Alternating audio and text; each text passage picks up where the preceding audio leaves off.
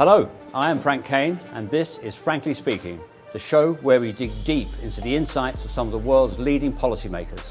Today, I'm pleased to welcome to the studio Bihar Hariri, business billionaire and member of one of Lebanon's most important political families, and of course, the eldest son of late Rafik Hariri, the slain Prime Minister. He is going to share his thoughts on the future of Lebanon and its role within the Middle East's challenging political landscape. Mr. Hariri, welcome to Frankly Speaking. Thank you for having me, Frank. It's a pleasure to have you. It's my pleasure to be with you. Can I start by quoting what the IMF said recently about Lebanon? It said, towards the end of last year, Lebanon is, quote, struggling with profound economic and social challenges, aggravated by a pandemic, but even more so by the shortage of political will to adopt and implement meaningful reforms the people of Lebanon have been calling for. Yes. So, with a collapsing economy, politics on standstill, a militant group controlling a lot of the country, and a pandemic outbreak, frankly speaking, is Lebanon beyond saving now? Well, I believe in the DNA of the Lebanese people. I believe we were in a civil war, and that civil war even was worse than where we are today. The country was in utter destruction, and we were able to pull out of the abyss.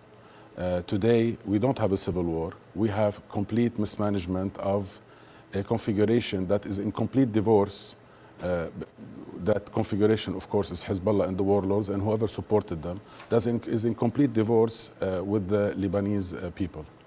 Having said that, that means that we have to organize ourselves to make sure that our house is in order from the inside, and make sure that our Arab neighbors in the international community gives us the support that is needed so we can move forward for others. So of course, no, I truly believe that people will change at the precipice. We are at the precipice, and every Lebanese has come down and was very clear to what are their demands and how they want to move forward.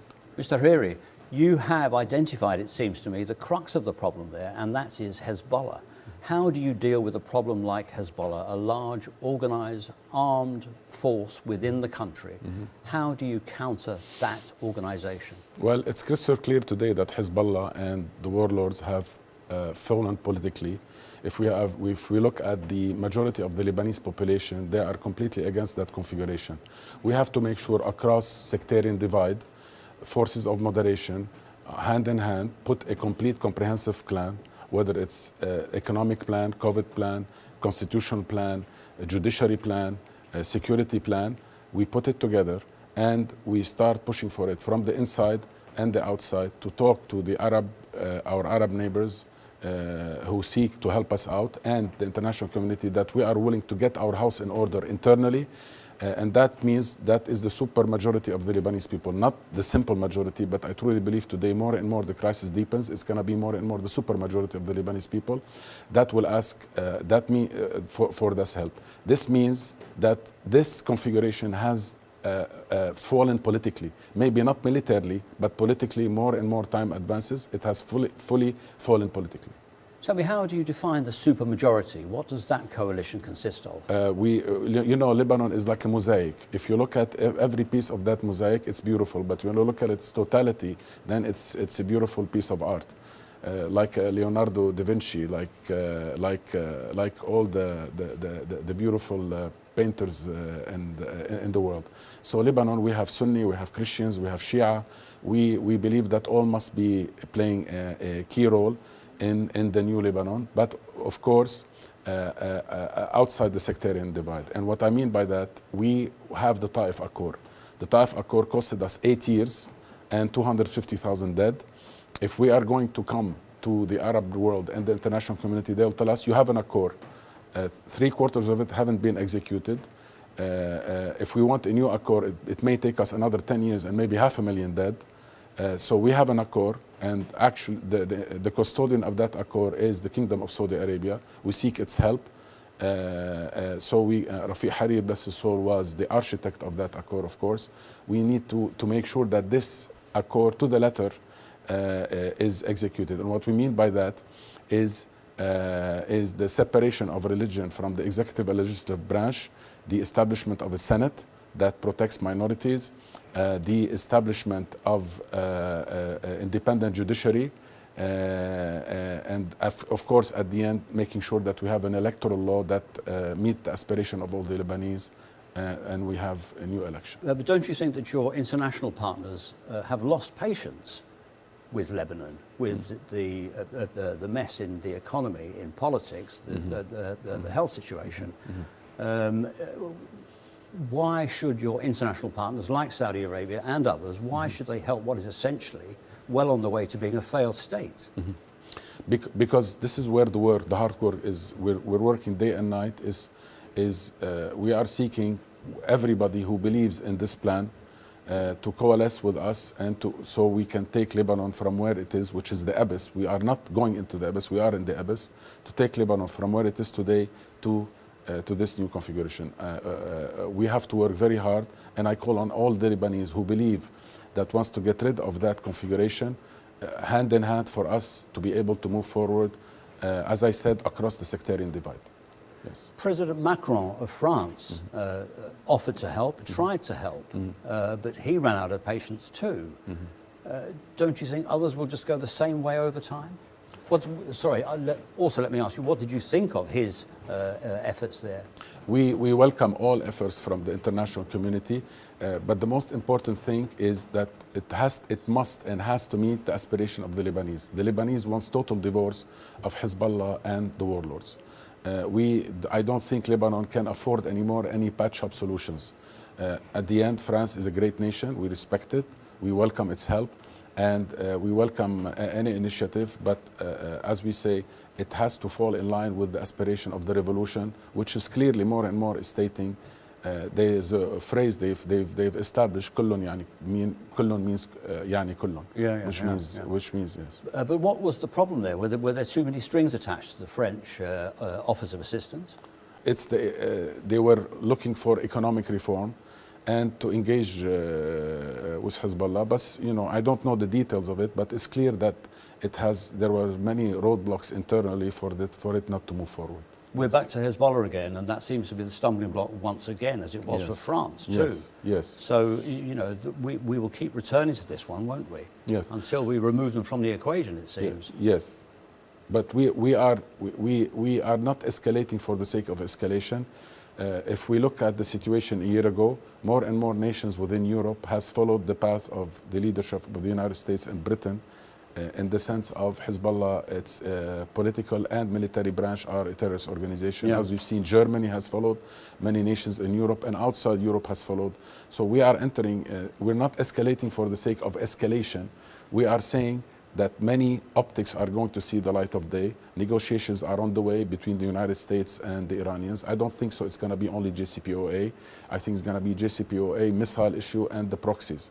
So the Iranians have a lot of their hands to work on. The Saudis are moving we saw what happened in Qatar. We welcome the peace that happened in Qatar. We are for peace at the end of the day as Lebanese. But I think the Iranians are blowing against all that current, and that current is massive, it's gaining momentum. So our escalation is not for the sake of escalation, is for the sake is to stick to our demands and to hopefully to get as much as we can from them. Okay. Again, a matter of international justice. The International Tribunal that reported last year on the assassination of your father. Bless his soul, yes. Many people thought that was a whitewash.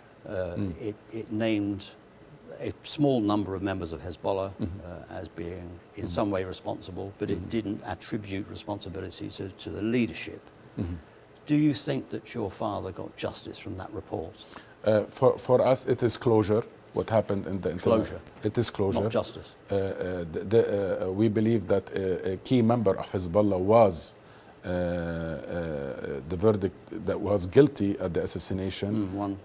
Yes, he was a key, and the court, as you know, these courts, they are not after a party. They cannot. They are after individuals, and the courts were very clear in saying that they had evidence, but not enough evidence to to indict the others. But they said they had evidence, but not enough evidence. So this is, but we believe in the judiciary, the international system, and if that is their judgment, we believe. But also, and that's the end of the road now. It can't go anywhere else. You can't take it any further. No, it cannot take any further. But what we can take, as I said, it's about the nation, about the people of Lebanon, and to me, it's about Rafiq Hariri and his legacy. To me, one of the key issues is the Taif, to make sure that the Taif becomes a reality. Tell me about his legacy now, because 16 years ago he was murdered. Yes. And hasn't all the economic chaos and anarchy and the political uncertainty since then, hasn't that tarnished his legacy? Hasn't that wasted his legacy? No, you cannot, because if we are going to go to England, as Winston Churchill, after he died, he's not responsible for the ones who are after him. Winston Churchill was a great leader of Great Britain. The same thing for Roosevelt or Abraham Lincoln, who was assassinated. You cannot judge anyone after his death. He has nothing to do. He is not responsible for what happened after. No, I'm not thinking of him being responsible. I'm thinking of subsequent generations of politicians and policymakers who wasted what he did. Absolutely, they did. But, and they have to bear the responsibility, the full responsibility, because we were almost there, Frank, as you remember. We were almost there. And the judicial and the international court said, he joined, Rafiq Hariri joined, that Hezbollah has to be disarmed and the Syrian had to leave. And this is the main reason why it was more of a political, they were very clear of saying it was a political assassination. So we were almost there. Yes, they have to bear the full brunt and the responsibility of what happened. Okay. Yes. Speaking of family matters, your brother, of course, is Prime Minister designate, hasn't been able to form a government yet. But what's your relationship with him? Are you supportive of his Prime Minister designate status? I love, as a brother, I love him very much. He's my little brother. I love him very much. This will never change. Not today, not tomorrow, not till the end of my days. But I have stark differences politically with him. I think this has been very clear in that issue. And at the end of the day, it's not me who decides. It's the Lebanese people who were very clear in their demands. They said Hezbollah, the warlords, and whoever supported them, they have nothing to do in the rebuilding of this new Lebanon. So my position is with the people. So you would not support him if his government involved the participation of Hezbollah? Absolutely not. Okay, that's pretty clear. Very clear. Have you conveyed this message to him? I think, with the media, I've been much more than clear. You cannot solve the problem when these cronies are the problem. Okay. And this hasn't happened for a year or two. We've been on it for almost 16 years now. Right. 16 years. Okay. So if we didn't understand after 16 years this is the issue, then I don't know when we will. You said in a recent interview, at my age, I can't just sit and do nothing about it, about the situation. Yes. So, this is a very clear question to you. Frankly speaking, would you like to be Prime Minister and doing something about it? The beauty of democracy, as you know, is to serve in the best way you can. As I said before, I have no intention to do that. But definitely, as a Lebanese, it's not about me. It's about the nation, the people, and to me, of course, as Behaء Hariri, the legacy of Rafiq Hariri. So what I want to do is to put a full-fledged plan and to have all good Lebanese to coalesce around it and for us to move forward. I don't have all the answers. I don't have all the answers to many questions, but I don't want to be the leader. But if I can show leadership for it to move forward, then I will do everything in my powers for that to become reality. Okay. What about the president? Michel Aoun, what are your thoughts on the way that he is handling things? He's been quite,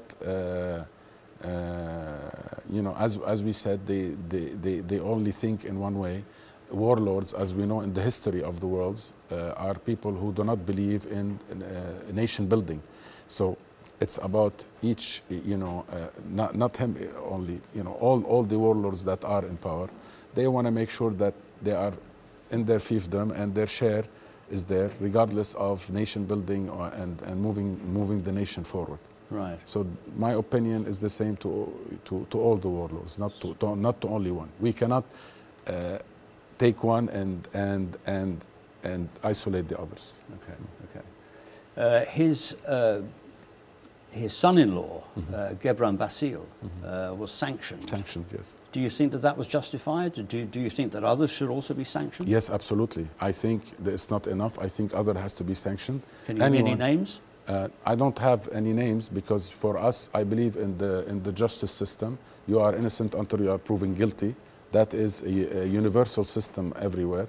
Until the verdict comes and the proof is there, then you are guilty. Okay. I do not believe in a Bolshevik revolution. I do not believe in a Libyan revolution. I believe in the rule of law. So which means I do not believe that you have to put the guillotine and start like the French did. I believe that it has to be done under the rule of law. Right. You are not guilty until you are innocent, until you are proven guilty. Of course, you have prosecutors who will come and say, these are the facts we have. You have your right to have your lawyers. Like Hezbollah said that I have tarnished his reputation. He has his rights. At the end, this is the court system, and I have my lawyers, and everyone pleads his case. Mr. Hariri, the two big forces in the region, Saudi Arabia and Iran, explain to me the difference between them as far as Lebanon is concerned, and which do you regard as a true friend of Lebanon? Very, very clear question, thank you. As you know, Lebanon is its constitution. Lebanon is Arabic within its constitution and its affiliation. Of course, also, Lebanon is known to be on the Mediterranean. And as you know, us as Lebanese, we speak three languages. We speak Arabic, we speak English, we speak French. So this is something we pride ourselves upon, that we are in between both worlds. Saudi Arabia has done a lot for Lebanon, has helped us within the Taif Accord on the political stability, has helped us in putting billions of dollar deposits after the Taif Accord to stabilize the currency, has encouraged, it was always in the lead in encouraging other GCC nations in pouring foreign direct investment, deposits in the central bank to stabilize Lebanon and encourage foreign direct investments from the Arab world to invest in Lebanon through its direct public entities and private entities.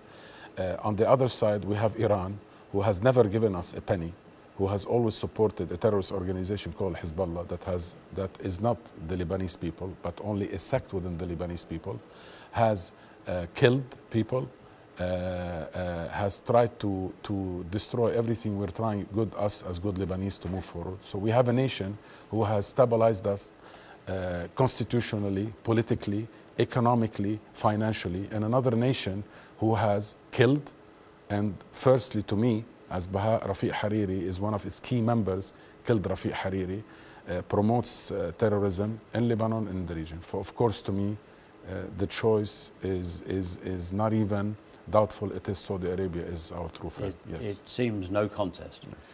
Of course, you were involved in Saudi Arabian business for a long time, weren't you? Saudi Oger. Yes. But you aren't anymore there. Yes. But if you could succinctly sum up how you see Saudi business now, especially in the way that the kingdom has handled the pandemic crisis, you know, the economic crisis that came from the pandemic. What do you think, in a nutshell? Yeah, I believe the Abraham Accords are gonna put a new situation in not only Saudi Arabia but in the region. I believe in peace. We are, as you know, Rafi is a man of peace, and we have to all go into that train. Of course, there are issues we need to resolve, but I think once that peace with all, whether it's Lebanon, Palestine, Syria, all the nations that have issues, until we reach that configuration, I believe that the Abraham Accords and the continuation of just peace will bring a new era of stability, which will lead to a new configuration of investment, not only from the oil proceeds that the GCC has, but also from foreign direct investment that will come with the stability. You know, all great nations have entities that measure the stability of a country. And based on that stability, they will finance a project from a large company. So the more stability, the more they are willing to finance. You know, that I know as a businessman, yes. whether it's in England, risk France. analysis. And, exactly. Know, they those analyze kind of and they say we're willing. So the more peace we have, the better off. And there could be massive regional projects that will take the region to a new era. And Saudi has these, of course. And very good exactly. So I believe in hopefully we can move forward. Of course, there are issues that have to be resolved. We all have issues, but once these issues are resolved, whether it's in Palestine, Syria, Lebanon, then I believe Abraham Accords and what comes afterwards, there has to be. Okay. We have to move forward. Of course, you have a big project in Jordan at the moment, yes. Abdali project. Yes. Tell me about that. Has that been affected by the economic recession from the pandemic? To tell you frankly, no. You know, as Lebanese, we are hard workers. We have a good team, a Jordanian team. We have today, you know, proudly to say we have Amazon as one of our key tenants. We put a complete ecosystem. I believe in jobs. I'm very proud to say that this project has generated over 8,000 jobs today, directly and indirectly. Because it's in the service sector, you multiply that minimum by 5, so it's almost 35,000 indirect jobs. So I believe the most important thing to me in that project is jobs. Rafiq Hariri believed in education. Everyone to his own way. I believe that jobs are the only way, that when you give a job to a person from 9 to 5, he has to wake up early, he looks forward to go to his work and for his children. So I'm very proud to say that we have over 8,000 jobs today. And that employment and those jobs haven't been affected by the pandemic lockdowns? No, because we have a hospital, we have banking, we have hotels also. We have, you know, restaurants. We have been in the forefront of adjusting to the COVID regulations, and been very restrictive to give security to everyone coming, which means social distancing, putting masks. We provide to them. So we are trying to be forward in that, because at the end it is the city center of Amman, and we have to be in the lead to set up an example. So yes, we were affected, but not as much as others, because we were in the lead. We were in the lead in making sure that it is a science-based treatment. Whether it's the mask, whether it's, you know, the things you put on your hand to clean, whether how many people you have in a restaurant, the rotation, all of that, we were very restrictive and we were in the lead. Yes. Okay. Baha Hariri, thank you very much for a fascinating conversation. I'm very grateful to you for appearing on Frankly Speaking today. Thank you. Thank you very much indeed. Thank you for having me. Thank you.